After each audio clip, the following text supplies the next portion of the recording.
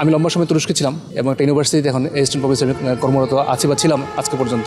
জামাতের ডাকেই সব বাদ দিয়েই বাংলাদেশে চলে আসা। নির্বাচন কমিশন যে একটা আসন বৃদ্ধি করেছে বাংলাদেশে, এটা হলো গাজীপুর ৬। টঙ্গী, গাসা এবং পুবাদের একটা অংশ নিয়ে গাজীপুর ৬টা গঠিত।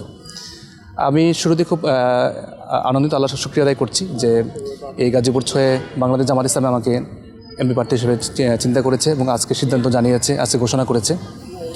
আসলে গাজীপুর ৬ যে এরিয়াটা, বিশেষ করে আমাদের শিল্পনগরী হিসেবে খ্যাত বাংলাদেশের টঙ্গী, আমাদের গাসা এবং গাজীপুর, এটা বাংলাদেশের শুধু নয়, সারা বিশ্বের জন্য বাংলাদেশ যেই কারণে সারা বিশ্বে পরিচিত, এটা হচ্ছে আমাদের গার্মেন্টস ইন্ডাস্ট্রির কারণে।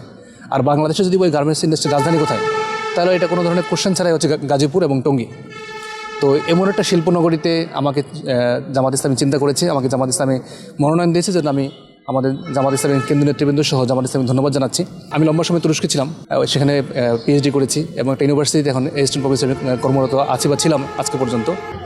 জামাত ইসলামের আমির যখন বলেছেন যে গাজীপুর ৬ আপনাকে চিন্তা করছে, বা জামাত থেকে যখন বলা হয়েছে জামাতের ডাকেই সব বাদ দিয়েই বাংলাদেশে চলে আসা, আমি লম্বা সময়ে এই গাজীপুরের একজন বাসিন্দা হিসাবে, গাজীপুরের একজন মানুষ হিসাবে, গাজীপুরের একজন নাগরিক হিসাবে আমাদের যে সমস্যাগুলো আছে গাজীপুরের এবং এই টঙ্গীর, এগুলো খুব কাছ থেকে পর্যবেক্ষণ করেছি।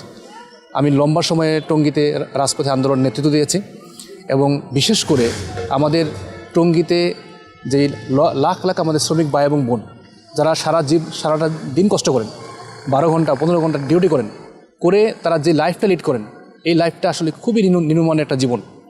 এর চেয়ে অনেক ভালো লাইফে হওয়া জরুরি ছিল।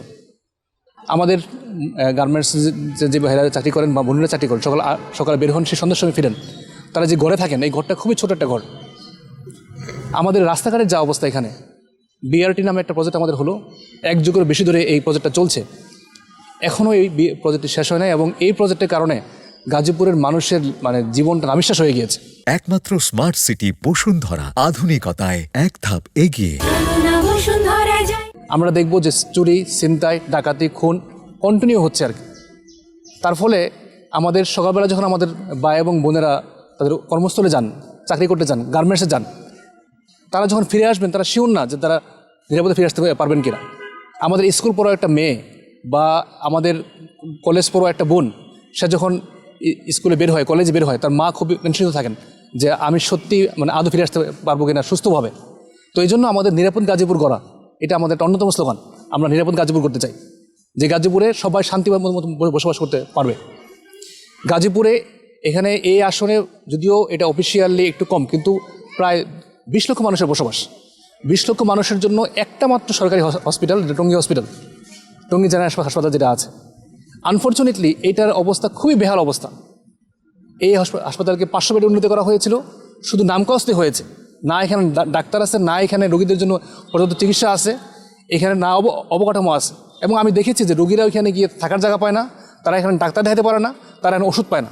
আমরা গাজীপুরের হেলথকে চেঞ্জ করতে চাই।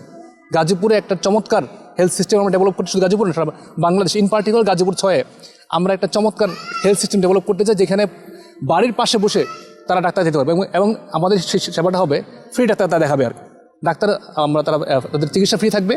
এবং আমরা চেষ্টা করব যে ঔষধের একটা বড় অংশ ফ্রি করে দেওয়ার জন্য।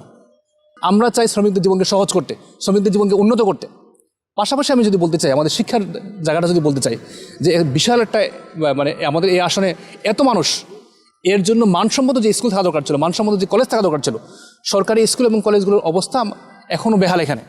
এবং প্রাইভেট স্কুল হচ্ছে, কিন্তু প্রাইভেট স্কুলে আমাদের কতজন শ্রমিক বোন, কতজন আমাদের চাকরিজীবী মা, তারা তাদের বাচ্চাকে পড়াতে পারে। এই জন্য আমরা শিক্ষা ব্যবস্থার একটা মৌলিক পরিবর্তন চাই। সব মিলে আমাদের গাজীপুরে আনফর্চুনেটলি 2013 সালে সিটি কর্পোরেশন হয়েছে। সিটি কর্পোরেশন হইলেও একটা নগরের যেই সুবিধা পাওয়া এখানে থাকা দরকার ছিল, একটা নগরের যে ফেসিলিটি এখানে দরকার ছিল, তা এখন নেই। আপনারা দেখবেন যে আমাদের এই আসনের মধ্যে অনেকগুলো জায়গাতে, যেমন আমি যদি স্পেসিফিক বলি, আমাদের চেরাগালিতে যে বিশাল ময়লার, এখানে ডাস্টবিন তো বলা ঠিক হবে না, ময়লা রাখার জায়গা, এটা তো ডাস্টবিন না আসলে। এটাকে আজকে পুরা চেরাগালিকে বসবাস অনুপযোগী করে ফেলেছে। আমরা যদি রাস্তায় বের হই, আমরা প্রত্যেকটা জায়গাতে, প্রত্যেকটা স্টেশনে এখানে ময়লার আস্তরণ, ময়লার পড়ে আছে, যেটা কয়েকতলা বিল্ডিংয়ের সমান। আমরা গাজীপুরকে একটা পরিচ্ছন্ন গাজীপুর চাই।